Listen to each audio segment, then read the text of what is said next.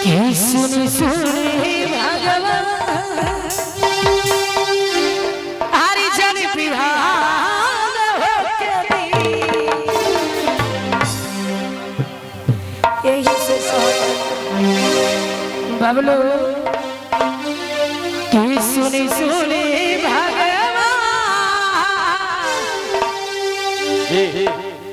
यही से हम फेरा बन के घर से जल्दी सने आसे सही बात हरि जन बिहान होके दी हे भगवान जी ए विजेंद्र भैया जीवा नेता जीवा सम्राट विजेंद्र भैया आदरणीय हमारे गार्जियन आज हमारे के मिल के भगवान जी से प्रार्थना कर दिया 4 घंटा रात बढ़ जाओ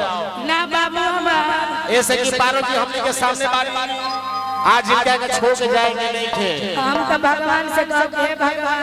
हां 12 घंटा के रात अच्छा 4 घंटा में बिहान हो दो ये असला छोड़ दिया ना जल्दी रुआ के जाए दे जा लिया ठीक नहीं है कि सुनी सुनी भगवान क्या बात है हरि जन बिहान होके दी किया झिरज झिके